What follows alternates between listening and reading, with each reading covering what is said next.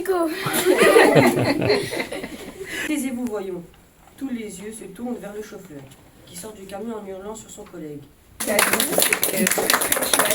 Puisque moi, j'adapte ce qui existe déjà dans la bande dessinée. Donc si tu lis le roman, tu auras l'histoire. J'invente rien j'invente des choses, mais au niveau des épisodes, de ce qui se passe, de l'action et des personnages, je n'en invente pas. C'est bizarre de voir des enfants résister.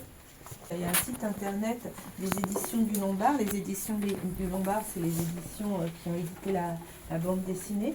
Et sur leur site, dans la partie Enfants de la Résistance, tu as des podcasts que tu peux écouter. Et ce sont des témoignages de vrais enfants résistants. En fait, les expressions de mes personnages, c'est des expressions que vous n'utiliseriez plus aujourd'hui. C'est des expressions un peu de l'époque, un peu datées. Et ça me permet aussi d'inscrire mes personnages et mon récit dans une époque précise, cette époque-là. Voilà. Nous avons choisi de lire ce passage car il nous a beaucoup plu et il nous a appris comment était la guerre en Europe. C'est tout à fait ça, acquiesce M. Marnier. Puis il demande d'un ton grave. Mais qu'allons-nous faire de cette petite ? Monsieur le maire s'éclaircit la voix avant de livrer sa réponse.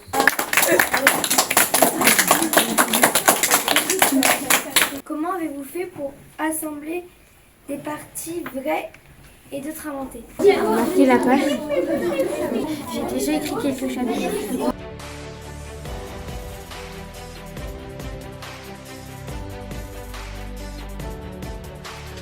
Extrêmement important de rencontrer un auteur.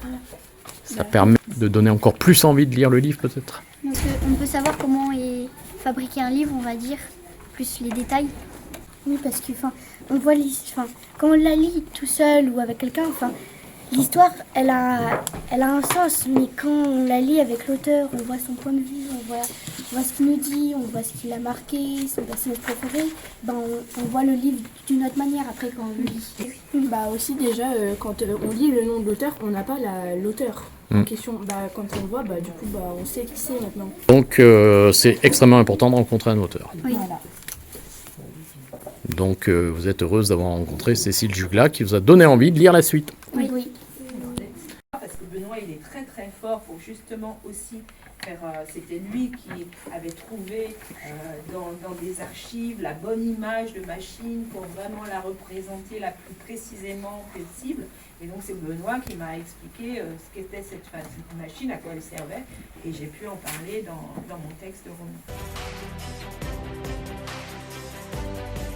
Lisa Baum en train de pleurer sur un tapis et une main qui donne un mouchoir et c'est François Lyon. Il y a une nécessité d'être le plus réaliste possible et le plus fidèle à ce que c'était. Donc pour ça, il faut se documenter énormément. François, il mange dans la cuisine et on voit que l'évier de la cuisine, c'est pas avec des robinets, mais c'est avec une pompe. Les coiffures, c'est des coiffures d'époque. On se coiffait pas, il y avait des modes, par exemple. On avait, je crois que les femmes, parfois, elles gonflaient leurs cheveux comme ça, elles les rabattaient, puis ça faisait une sorte de coque comme ça. Donc il y a des modes, et pour rendre ça crédible et réaliste, il faut que l'illustrateur il sache en fait comment les femmes s'habillaient, comment les enfants ils sont au début, ils sont en culotte courte. Elle dévale la route à toute vitesse et part en zigzag. Il va transformer l'information en récit, donc il le transforme dans sa bande dessinée.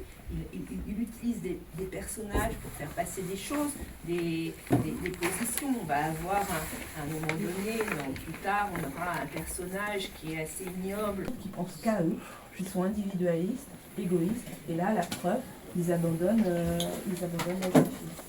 C'est traumatisant, même traumatisant, je pense. Après, ça serait peut-être pas remis. Ouais, voilà, c'est ça, en fait. Mais moi, dans mon texte, je peux décrire les choses un petit peu, mais il faut que je rende aussi l'image. On a tout de suite la patine du temps. On sait qu'on est dans une... Quand on voit les images de la bande dessinée, on voit tout de suite qu'on est à une autre époque, parce que c'est évident, vous voyez qu'ils ne sont pas habillés comme maintenant, qu'il y a des choses qui sont différentes, la forme des voitures, etc. Moi, je suis obligée de dire les choses, de les dire plus précisément. Par exemple, la voiture, je vais la nommer, je vais dire que c'est une traction. que je l'ai vu que François l'a vu dans un magazine de son père, etc. Donc je suis obligée de préciser les choses.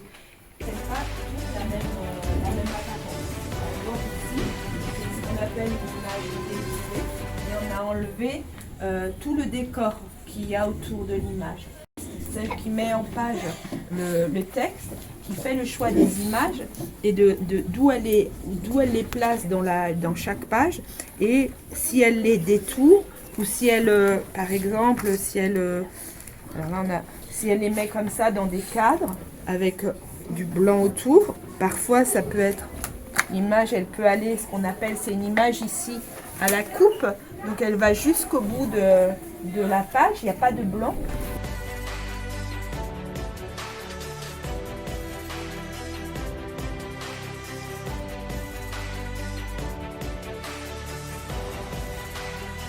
On a décidé de représenter François comme un coq parce que c'est l'emblème de la France. Lisa est une jeune fille blonde aux yeux bleus. Lisa a plusieurs secrets. Elle est allemande, orpheline, car ses parents sont morts à cause de bombardements, qui la rendent fragile et menteuse par obligation pour sauver sa vie. Pourquoi avez-vous choisi que ce soit François et Eusèbe qui découvrent Lisa? Faut faire des choix, il faut réfléchir. Par exemple, il a fallu que je décide que j'allais raconter l'histoire du point de vue de François, lui qui allait parler, qui allait dire « je » dans mon roman. C'est rare et généreux que deux enfants ils recueillent une autre enfant perdue, qui ne sait pas où elle est, toute seule, et qui vient de très loin.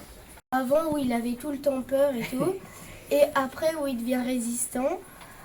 Donc, Eusèbe est gentil mais peureux, il est l'ami de François, il évolue beaucoup au fil de l'histoire. Plus il y a d'action, plus il devient courageux. Il se baigne dans la mare des Essarts, il joue aux billes et tire à la fronde, il fabrique des pétards avec les corolles de digital. Il y a une chose qui m'amuse, c'est quand tu dis que pour se laver, il se baigne dans la mare des Essarts. En fait, c'est pas pour se laver pour moi. Dans mon esprit, c'était pas pour se laver, c'était pour aller se baigner parce que c'était l'été qu'il faisait chaud. Voilà, je trouve ça rigolo. Et puis, mais là, le reste est tout à fait juste et c'est en tout cas ce que j'ai voulu montrer. Ce personnage qui est un peu plus inquiet alors que François, lui, c'est un peu le chef de la bande et c'est lui qui mène, qui est le leader.